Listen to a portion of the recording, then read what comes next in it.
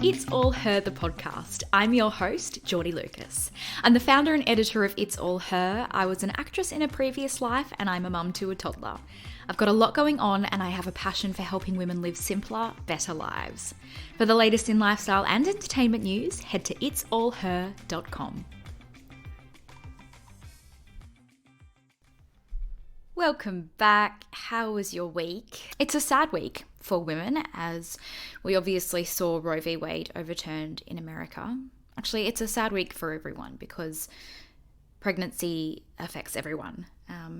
I still can't put into words how I feel about this because earlier in the year I had an abortion for a failed pregnancy that my body didn't miscarry. So this feels very personal to me, as I know it will for many of you. Women have abortions for so many reasons and all of them are valid. I'm going to put together a show on this for next week and I want to invite you to get involved. So please get in contact if you have an experience with abortion that you would like to share. You can stay anonymous if you wish. Please get in touch at jordy@itsallher.com. A highlight of my week was going to the Neighbours wrap party on Friday night. I posted about this on my Instagram, but it was so nice to celebrate this show with people that I worked with 10 years ago, and it still felt like I was walking into a room full of family that I hadn't seen in a long time. I made so many life-changing friendships on that show, and I've said it before, it doesn't matter how you feel about this show, whether you love it, whether you've never watched it, it has changed so many people's lives and I will always be so grateful for my time there. It did feel weird though, because when I was on that show, I was 17 and I finished when I was 20. So I was a baby. And then to see them all now, I've just turned 30, I'm married, I'm a mum. It made me think a lot about this past decade of my life and how grateful I am for the successes and the failures and everything in between. So yeah, it was really nice. Now, something I do often reflect on is my friendships and how they have evolved over years. I'm interested to know where you sit on this, but I'm still friends with girls that I went to school with. But I've also had lots of friends come in and out of my life in my 20s, which is absolutely normal. And these relationships that have either changed or ended altogether, they often happen around big life events, like when I met my partner, when I fell pregnant, when I had Evie. And I think this will be the same for a lot of you, that our friendships are often tested during those big life events. I caught up with longtime besties Tegan Martin and Brooke Nash to talk all things female friendships, how we can maintain them, and how we can find ones that actually fill our cup rather than drain us. So here is my chat with Tegan and Brooke. Tegan Martin and Brooke Nash, I'm so excited to have you both on the show this week. We're going to be talking all about female friendships and sort of the evolution of our friendships throughout different times of our lives.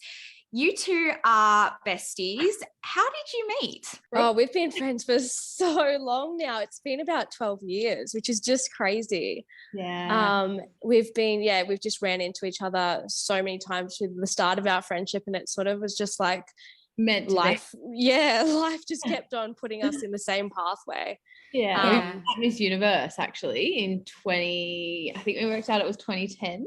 I think we're a bit confused because we both did it a few times, but yeah, I was so in the zone when I did Miss Universe. Like, I don't think I really made a lot of friends. I was like really friendly to everyone, but I think Brooke would remember me as being like the one that was like practicing my questions. And yeah, you were like sitting in the corner with like all your notes, just going over everything, and I was just there like socializing. which is why she took out the Miss Universe. Very seriously, this crown capturing. Another story. We ran into each other at the traffic lights in, I think it was Surrey Hills one day. We'd both been at the same casting, I think, or we'd been we're both in the modelling days. Back-to-back castings and jobs. And I remember running into her and being like, Brooke, and we had a big chat. I think we were both going through a breakup at the time, and that's when we the friendship. Well, we figured out Bond that we over both shitty men. needed, yeah, they were. And we both realized we needed a roommate. So we ended up moving in together. Oh, wow. That's so cool. I can imagine that. I mean, you're both obviously the models, but you've got quite a similar look as well. So you would have been going up for quite a few of the same jobs, I would imagine. Yeah. How does that sort of put a strain on a friendship when you're both going for the same jobs? I think for some it could, for sure, but Brooke and I are probably two of the most laid back people you could. Yeah, I think for us it was more of a positive, because we could just go together, you know, share the same car. And we were also both working quite consistently, and I think one of the toughest things as a model, and don't get me wrong, I've been there myself, where I've been to 10 castings and been rejected 10 times. Like it's a tough industry, and I can imagine, or I do know for sure that it can cause disharmony between friendships. But Brooke and I were really lucky. We were both working, and I think that's probably a big reason why it wasn't an issue. Yeah, absolutely. If one of us coming home and consistently working and making money, and the other one was sort of like not landing anything, it would have been hard. Yeah.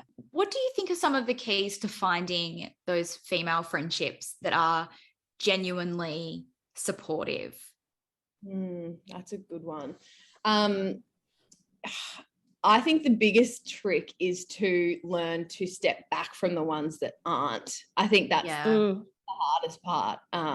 It's not hard to meet people or to make friends, but it is hard to meet the right friends. So for me, over the years, I really had to make a conscious effort to, you know, sit with thinking about whether people were right and wrong for me. And if someone did something wrong by me, you know, to draw back and not lean in and try and fix it, but just understand that maybe that person didn't have the same morals as me. Or I think that's the trick, is to you know, step away, and eventually the right ones will drop in without you even having to try. Like Brooke and I, this is really organic.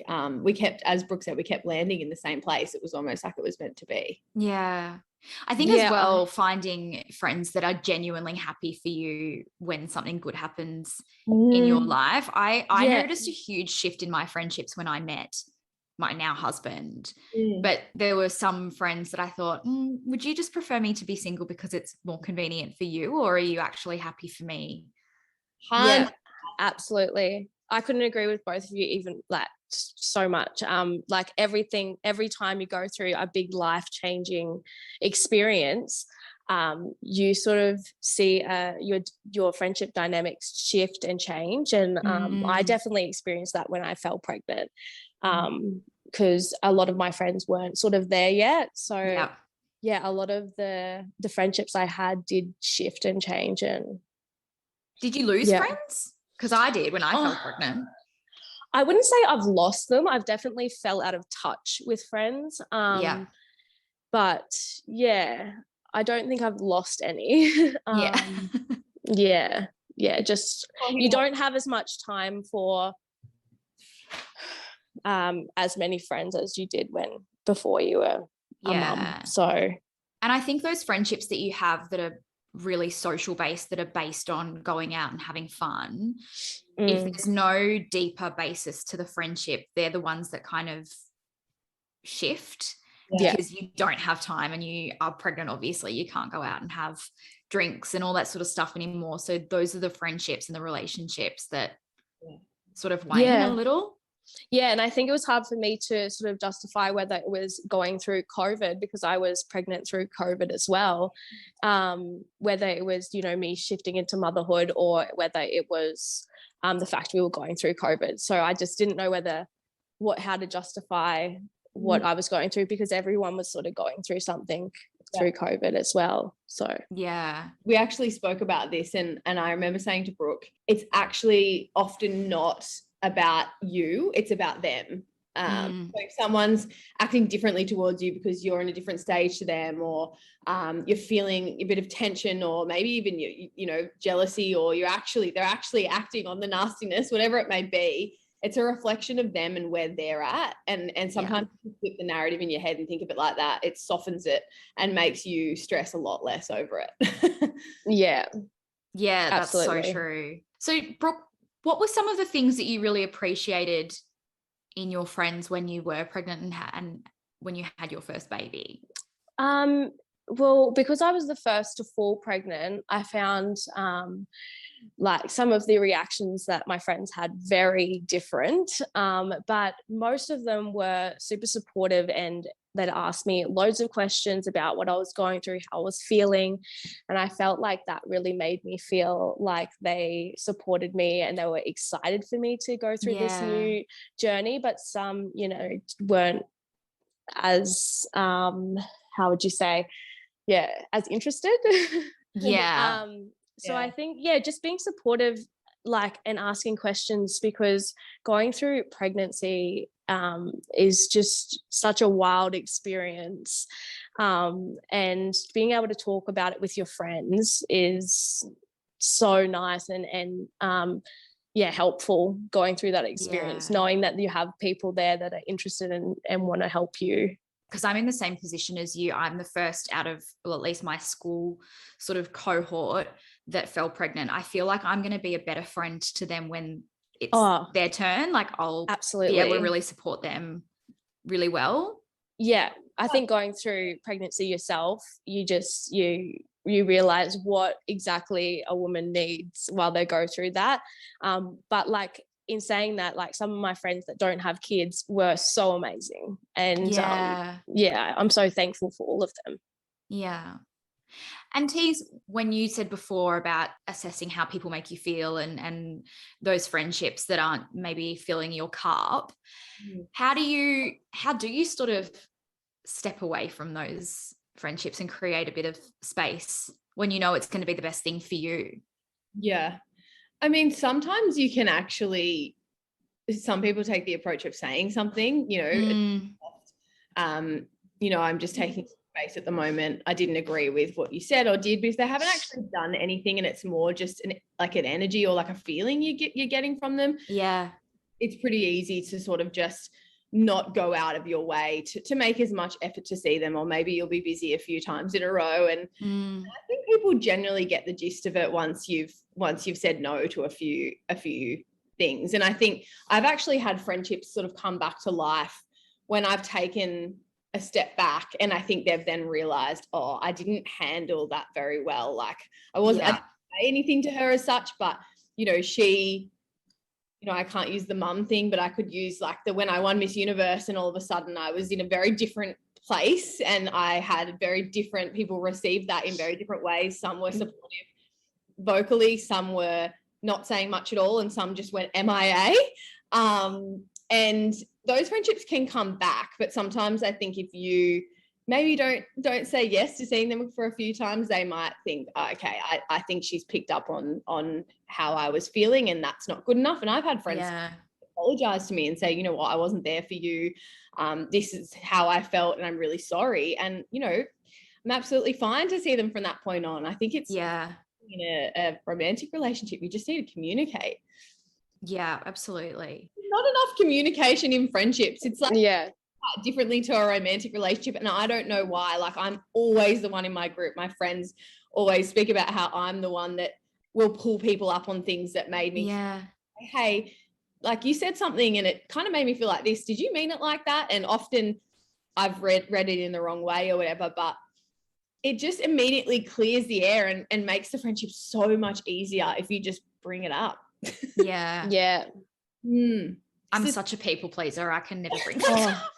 So am I. It took me so long to actually learn how to cull those friendships that were actually draining me. It took me, I think, until I actually fell pregnant for me to, I was more about quantity rather than quality of my friendships. And then entering motherhood, I've just sort of really grasped onto the ones that I appreciate and do make me feel really good. So I think it shakes people. Like, my best friend's going through it at the moment, and all of a sudden she's like, I just don't care about anything I used to care about. And I'm like, good. That's like like similar. I was a people pleaser. She's always claimed to be one too. And I think it sort of shifts you into a gear because you actually don't have the option to be a people pleaser as much as you. No.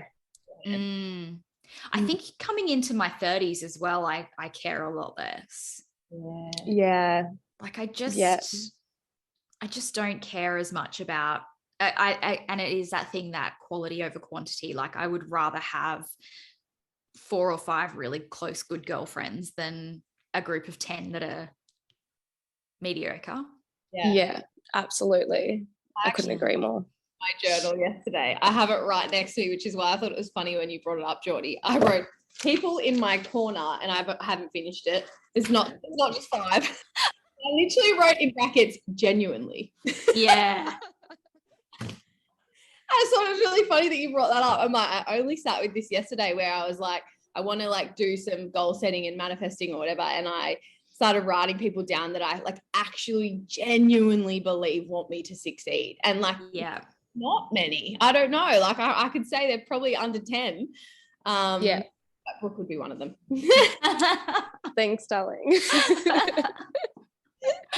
We had some listener questions come in for you girls. So first off, Teags, you had your TV show Natural Living. Is there going to be a season 2?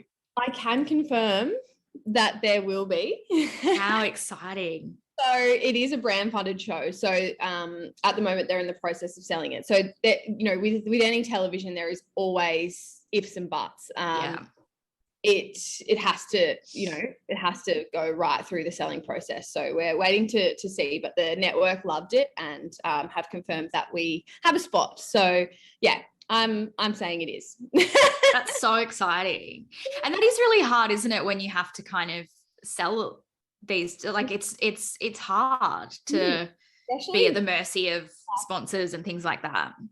Yeah, you would know what that feels like as well. And I know from when I used to co-host a podcast, nothing pays for itself. There needs to be money to keep the production going. So yeah, it is hard, but I don't even let it be an option in my head that it's not going to sell. Like I've learned to just deal with those sort of things when they happen and really keep the positive vibes going. Yeah. And Brooke, there was a question in for you. So you fell pregnant 3 months after giving birth to your first baby boy. What was your reaction when you found out you were pregnant with baby number 2? Well, it was a funny story because I think, I don't know, you're really in touch with your body after giving birth and going through pregnancy, and I just felt like I was pregnant. So I went and I snuck down to the shops and I got a pregnancy test and I did it, and it only came up with 1 line, so I thought I wasn't pregnant. So I went in to tell my partner and sort of like joke with him that we were pregnant. And when I'd pulled it out, it had 2 lines, so I was like, oh, okay, no, I am pregnant. And then he was sort of in shock. I was in shock. We were both just standing there in shock. But I mean, it was hard to sort of take on board that I was about to have another baby and go through 9 months of pregnancy again. So I was very teary for the first week or so that I found out. But after, like, taking on board the situation, I just got excited and ready for it. My mum and my family and Gareth's family are so supportive, and I'm really lucky to have them. And so I know I can do it, but it is scary, but it is exciting as well. I hate the expectation on women that as soon as we find out that we're pregnant, we're meant to be just overjoyed and elated, and we're not allowed to have those moments of being really scared or being emotional, because it is such a huge thing, and to have just been through it and then to know that you're going to go through it again, like it's no wonder that you had those moments of it's also just self-doubt. Like a Coles or Woolies trip. It's not like you're at the doctor's, like, like really finding out from a professional. Like the fact that you can just go down to the local IGA and come back knowing you're pregnant still blows my mind. Well, I was it's I was still getting used to being a mum. Like I was still trying to transition myself into mum mode, let alone thinking about going through 9 months of pregnancy again, where I feel like those first 12 weeks just went like that. Like I didn't, I feel like I've been pregnant for 2 years now. Like oh my God. like it's the new norm for me. I think it's going to be weird to adjust back to being not pregnant. Not pregnant. Oh, wow. Yeah. So another question that we had come through for you, Brooke, was, you're obviously pregnant with number 2. Were there things that you did or felt or experienced with your first pregnancy and, that postpartum period? Yeah. Are there things that you would be doing the same, or did you learn some lessons and think, actually this time I'm going to do this differently? Or yeah, I think there is a few things that I would do differently. I think I would be at the hospital. I felt like I just listened to the doctors and I just thought whatever they say, is best. And, but I think now that I've learned a little bit more, I have certain things that I probably wouldn't do again. They put Banksy straight on a bottle, which I felt like really? Yeah, they put him straight on a bottle because he was just crying, and they said because my delivery was so quick, he was just so hungry, so he needed more food. And I struggled a little bit with the latching and stuff, so they told me that giving him a bottle would be a good idea, but I sort of feel like that set me up for a harder time breastfeeding him, and my breastfeeding experience wasn't the easiest with Banksy. I only ended up breastfeeding for 12 weeks. And I'm not sure if that played a part in it, but, I just was I was so open to listening to their opinion instead of thinking about what I wanted to do myself. So I think I would go in differently this time, but also I went in not knowing anything. So, you do take advice from the people that you respect in that industry to know. I feel what like they're you doing. would just have more confidence to trust your intuition as well. Oh, absolutely. I think that's a massive lesson that I learned as well. Like, take every piece of advice with a grain of salt, but your baby best. So really you make the final decision on what, when you feed him, or when you start solids, or when he should be sleeping, or whatever it is. Like, your baby best. You just listen to yourself. I feel like we should have that just with everything in life. Take advice with a grain of salt. Trust your instinct. Don't doubt yourself, because I'm still learning that. I'm always doubting myself, but I think becoming a mum, you definitely learn that you should trust yourself more. Definitely. So at It's All Her, we're all about making life simpler and better for women. How do you do that for yourself, Tegan? We might start with you. Oh gosh. For me, being really busy, I really struggle to cook like consistently healthy meals. So I've always been against prepackaged meals. I've been like, no, but I've just started having them and it's literally changed my life. I've been having the macros ones. They've been so good. They're dietitian made meals. So that's sort of what got me over the line in the end. I'm fussy with what I have in my food. So I wanted to find some meals that had like no MSG and no artificial flavors or refined sugars or anything. And I found these really good and really tasty and quite fresh. But that's been really a big one for me, is like having, not for every meal, but just having them in the freezer for when I need to grab something and go. Rather than just going, and buying something that, I don't know what oils are in it. I don't know what sugars are in it. You can buy a salad from the local cafe, but there's no guarantee that it's actually healthy. So that's you just don't know what they've cooked it with, do you? No. Yeah, I've actually had those meals before, and And thinking back to the last question of what I would do differently this time with second bub is having ready-made meals in the fridge so that when bub arrives, you have that option to just go and get something that's really healthy out of the fridge, and that's super easy. Yeah. Because everyone will bring you meals, but at least you know what's in the... Yeah. Yeah. Did you get a million lasagnas? I got a million lasagnas. Yes. Well, I got one lasagna, but I was very appreciative of that lasagna. Oh my God, I just took my best friend donuts. I should have made lasagna. Oh my God.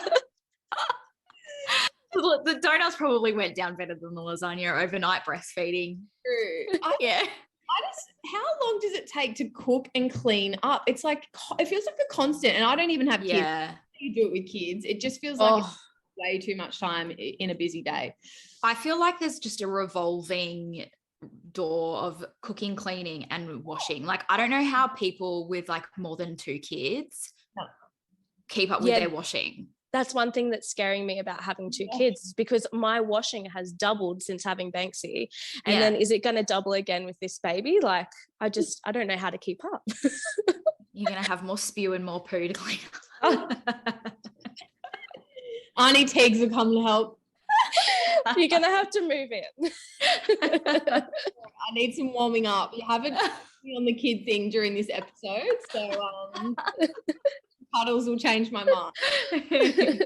Oh, and that newborn baby smell. Oh my gosh. That is like the best smell in the world. It is, isn't it? Oh, girls, thank you so much for joining us on the show this week. I'll link your socials, and I'll link those macros meals that you were talking about as well. So thank you so much for joining us, and we'll chat soon. Thanks for having us. Thanks. Thank you so much for listening to this week's episode of It's All Her. If you have loved this episode, please rate, review, and subscribe wherever you listen, and I'll be back in your ears very soon.